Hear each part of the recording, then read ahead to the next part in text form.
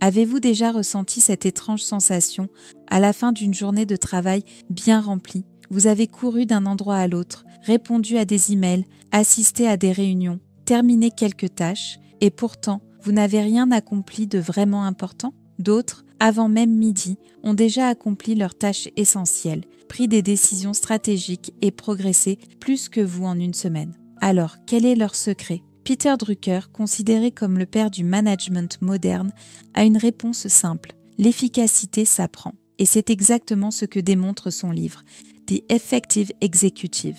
Bill Gates lui-même a déclaré que Drucker était le plus grand penseur du management des 100 dernières années. Pas mal, non? Ce n'est pas de la magie. Ce n'est pas non plus une question de talent inné. Ces personnes suivent des règles simples mais puissantes qui transforment radicalement leur efficacité. Aujourd'hui, je vais partager avec vous 5 de ces règles, directement tirées de ce classique du management, mais adaptées à votre quotidien. Prêt? Alors découvrez comment devenir enfin efficace. Pas occupé, mais efficace. Première règle, miser sur ses forces. On croit souvent que pour progresser, il faut s'acharner sur ce qu'on ne sait pas faire. Mais la vérité est autre. Tu vois, la première règle peut sembler contre-intuitive, mais elle change tout. On t'a toujours appris à corriger tes faiblesses. Tu es mauvais en maths? Travaille plus. Mais Peter Drucker dit exactement l'inverse. Ignore tes faiblesses et mise tout sur tes forces. Pourquoi? Parce que seules tes forces produisent des résultats. Tes faiblesses, elles, absorbent ton énergie sans jamais t'amener très loin. Prends un exemple concret. Tu es brillant en communication, mais nul en Excel. Tu crois qu'il vaut mieux passer 50 heures à galérer sur des tableaux ou 50 heures à perfectionner ta capacité à convaincre, présenter et fédérer? La réponse est évidente. Tes points forts sont ton or. Tes faiblesses, juste de la poussière. Et attention, ça ne veut pas dire ignorer ton caractère ou ton comportement. Si ta faiblesse est liée à ton attitude, par exemple être toujours en retard ou manquer de fiabilité, alors oui, travaille dessus. Mais si c'est juste une compétence technique où tu n'excelleras jamais, laisse tomber. La clé, c'est de rendre tes forces tellement puissantes que tes faiblesses deviennent presque invisibles. Et pour exploiter tes forces au maximum, il y a une ressource encore plus précieuse que l'argent, ton temps. Deuxième règle, gérer son temps. Après les forces, parlons de ce que tout le monde croit maîtriser, mais que presque personne ne contrôle vraiment, le temps. On pense souvent qu'être organisé, c'est avoir une belle to-do list et cocher des cases. Faux. Peter Drucker dit « Les personnes efficaces ne commencent pas avec leurs tâches, elles commencent avec leur temps. » Pourquoi? Parce que c'est la ressource la plus rare. Ton argent, tu peux en perdre et en regagner. Ton temps, chaque minute qui passe est définitivement partie. Et voilà le piège. On croit savoir comment on utilise nos journées.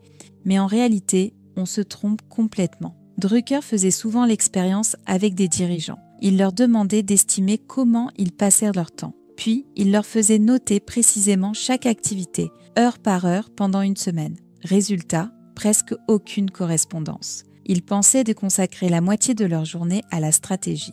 En vrai, c'était des mails, des interruptions, des urgences sans importance. Et toi, si tu faisais l'exercice, tu serais surpris de voir où s'évaporent tes heures. La première étape est donc simple. Mesurer. Suivre ton temps comme on suit ses dépenses, parce que ce qui est mesuré peut être amélioré. Ensuite, il faut couper, supprimer ce qui ne sert à rien, déléguer ce que d'autres peuvent faire mieux et protéger ton énergie pour ce qui compte vraiment. Et c'est là qu'arrive la règle suivante. Parce qu'une fois ton temps libéré, une question cruciale reste. Sur quoi le concentrer? Et la réponse, c'est la règle numéro 3.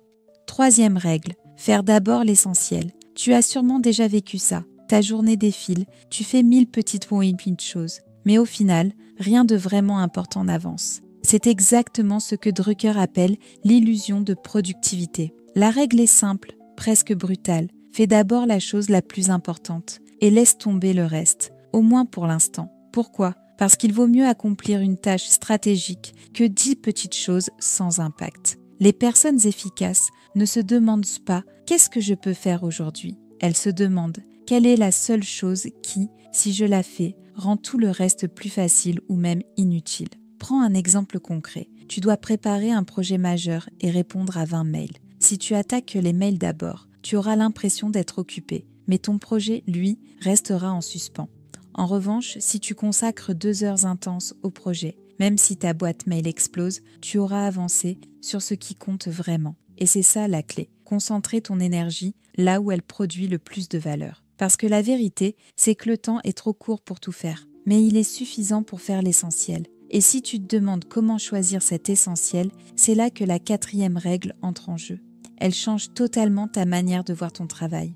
4e règle, se concentrer sur la contribution, pas l'effort. On a tendance à mesurer notre valeur par l'effort. J'ai travaillé 10 heures aujourd'hui, j'ai fait plein de choses, je suis épuisée. Mais Drucker renverse la logique. Ce qui compte, ce n'est pas combien tu fais, c'est quel impact ça produit. Pose-toi cette question. Quelle est ma vraie contribution ? C'est elle qui fait la différence entre être occupé et être efficace. Imagine 2 collègues. L'un passe sa journée à répondre à des mails, à gérer des urgences, à dire oui à tout. À la fin, il est vidé, mais rien n'a vraiment changé. L'autre passe la même journée à travailler sur une solution qui améliore un processus pour toute l'équipe. Moins de mails, moins de problèmes demain. Qui a réellement contribué ? C'est ça le cœur de la règle. Les personnes efficaces visent un résultat qui dépasse leurs tâches individuelles. Elles se demandent toujours « Qu'est-ce que je peux faire qui apportera une amélioration visible ?» Et attention, viser la contribution, ça demande parfois plus d'efforts que de juste faire ton boulot. Mais à long terme, c'est la seule manière d'avoir de l'impact, de devenir indispensable et de construire une carrière qui compte. Et tu vas voir que cette logique mène directement à la 5e règle, celle qui transforme complètement ta manière de prendre des décisions.